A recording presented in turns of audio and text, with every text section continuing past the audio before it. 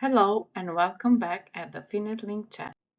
Today we will be for IPv6 addressing part 3. At the first part of the IPv6 addressing, we explain the need for IPv6 addressing, explain how IPv6 addresses are represented, and we even compare the types of IPv6 network addresses. And at the second part of the IPv6 addressing, we explain how to configure static global unicast and link local IPv6 network addresses. We will explain how to configure global unicast addresses dynamically, and we even configure link local address dynamically too. And now, at the last part, we will identify the IPv6 addresses, and we even will implement a subnet IPv6 addressing scheme. So let's continue with the third part. At the first part of the IPv6 addressing, we learned about the types of IPv6, and we learned that there are three broad categories of the IPv6 addresses as unicast, anycast, and multicast. And here we will go in more detail about multicast addresses. You have to understand that the IPv6 multicast addresses are similar to IPv4 multicast addresses. And yet, we have to recall that a multicast address is used to send a single packet to one or more destinations as a multicast group. And IPv6 multicast addresses have the prefix as it is shown here. And there are two types of IPv6 multicast address.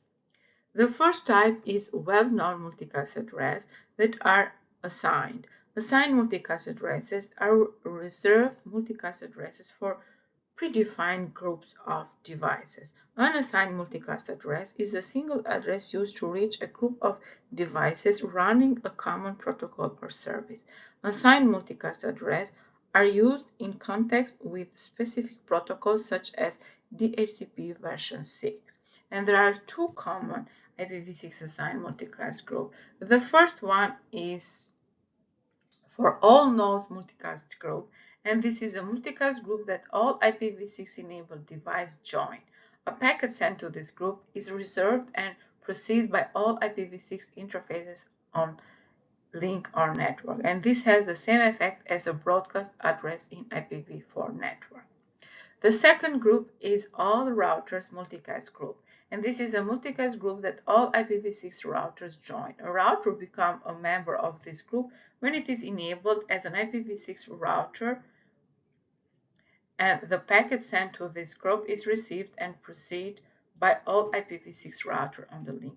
And here in the figure, it is the example of communication using the all nodes multicast address. And as you can see, an IPv6 router sends the Internet Control Message Protocol version 6 router advertisement message to all the node multicast group. The second group of the IPv6 multicast address is the Solicited-Node IPv6 multicast addresses. A Solicited-Node multicast address is similar to the all nodes multicast address. The advantage of the Solicited-Node multicast address is that it is mapped to a special Ethernet multicast address, and this allows the Ethernet network interface card to filter the frame by examining the destination MAC address without sending it to the IPv6 process to see if the device is the intended target of the IPv6 packet. Let's see how to subnet an IPv6 network, and we will discover that it is a bit easier than subnetting an IPv4 network. Recall that with IPv4, you must borrow bits from the host portion to create subnet. This is because subnetting was an afterthought with IPv4. With IPv6 was designed with subnetting in mind. A separate subnet ID field in the IPv4 global unicast address is used to create subnet. And as it is shown here in this figure, the subnet ID field is the area between the global routing prefix and the interface ID. The benefits of 128 bits address is that it can support more than enough subnets and hosts per subnet for each network. Address conversion is not an issue. For example, if the global routing prefix is /48 and using a typical 64 bits for the interface ID, we'll create a 16-bit subnet ID as it is shown here. And with 16-bit subnet ID, you can create up to 65,536 subnets, and with 64-bit interface, it supports up to 18 quintillion host IPv6 address per subnet. Remember that subnetting into 64-bit interface ID is also possible, but it is rarely required. IPv6 subnetting is also easier to implement than IPv4 because there is no conversion to binary required. To determine the next available subnet, just count up in hexadecimal. Let's see an example about the subnetting. Just assume that you have an organization that has been assigned with this global routing prefix and with a 16-bit subnet ID.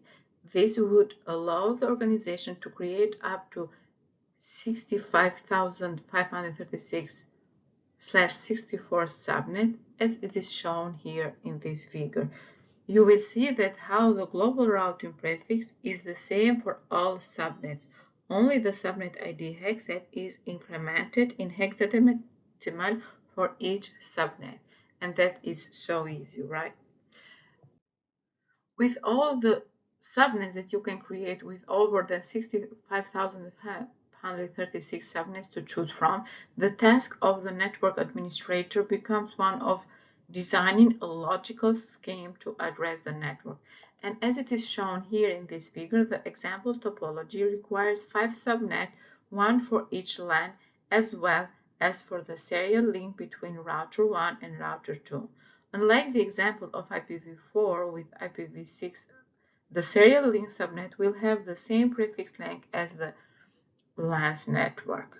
Although this may seem to waste addresses, address conversion is not a concern when we are using IPv6 network. And here in the next figure, you can see that the 5 IPv6 subnets were allocated with the subnet ID field as 001 through 005 for the example, and each /64 subnet will provide more addresses than will ever be needed.